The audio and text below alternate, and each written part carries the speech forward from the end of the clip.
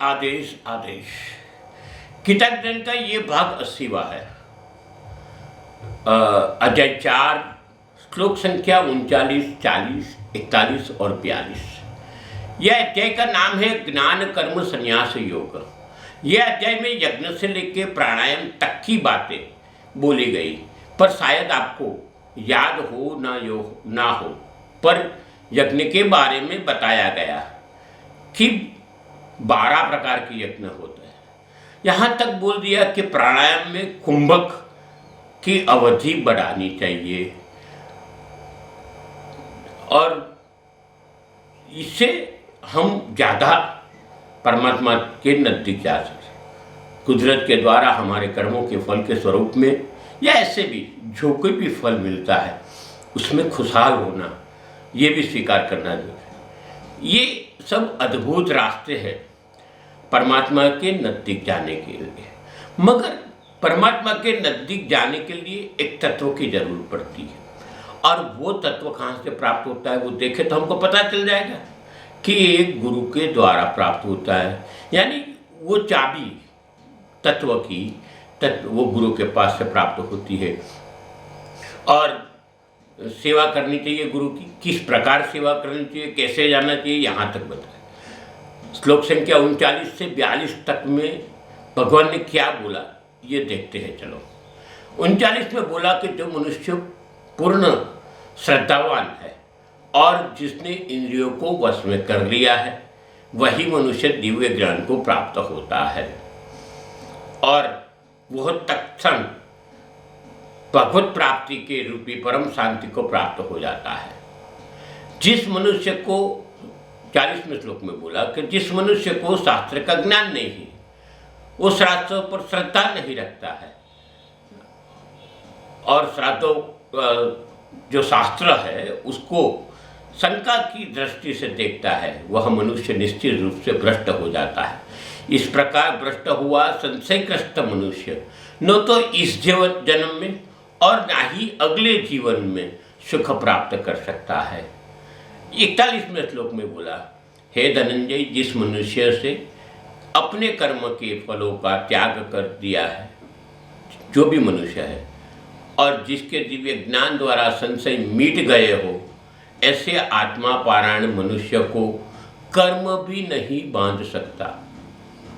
इससे आगे चले जाते हैं तो बोला है, अतः 42 श्लोक में, अतः हे भारतवंशी अर्जुन, तू अपने हृदय में स्थित ज्ञान से उत्पन्न अपने संशय को ज्ञान रूपी शस्त्र से काट और योग में स्थित होकर युद्ध के लिए खड़ा हो जा। देखो,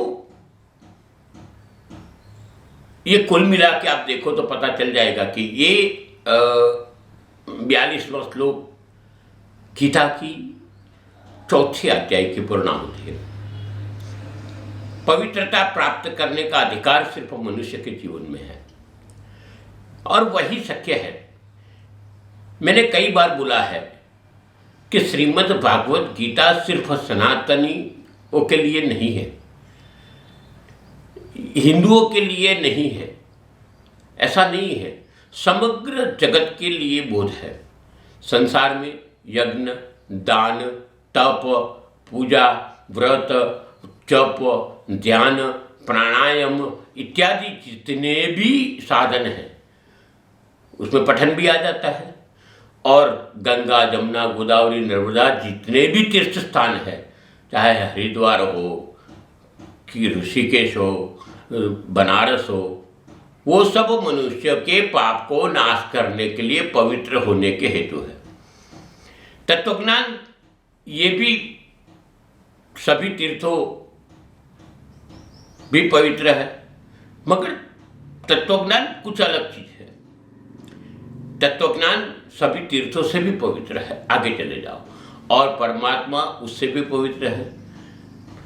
परमात्मा का अनुभव कराने वाला तत्वज्ञान अत्यंत पवित्र है। जिन्होंने अनुष्ठान किया और वो पूरा भी कर लिया उसके योग्य सिद्ध कहा जाता है।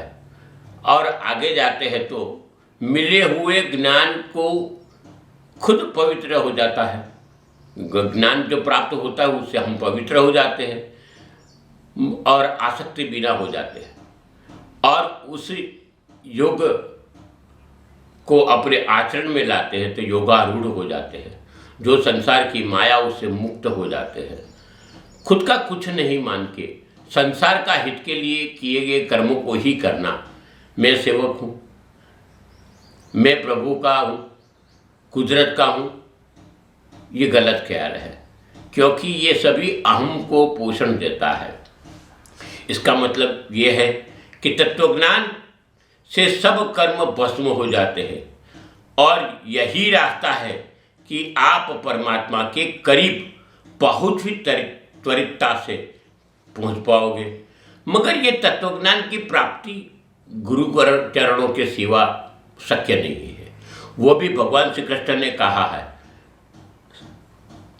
और वो हमको भी समझ है। यह कहा गया, जो मनुष्य इस तरह श्रद्धावान होके इंद्रियों को वश में करने वाला तत्पर ही साधना में लग जाता है, क्योंकि संयम ना हो वो मनुष्य विषयों की तरफ प्रयाण करता है। जब तक परमात्मा का अनुभव नहीं होता तब तक मनुष्य को परमात्मा की प्राप्ति या परमात्मा के प्रति विश्वास कायम रखना पड़ता है, क्योंकि हम जानते हैं कि इस राह में परीक्षाएं होती है। हम डग न जावे, हमारे मन से विचलित न हो जावे, हमारी प्रक्रिया से विचलित न हो जावे, इसकी एक प्रकार की हमारी विटंबनाएं चलती है। परमात्मा हमको जो परीक्षा लेते, इसका सीधा तादृश्य उदाहरण सुदामा से लेके कई जगह पे देखेंगे। इसके लिए ही बोला जाता है कि गुरु शरण में जाके ही रास्ता मिलता है।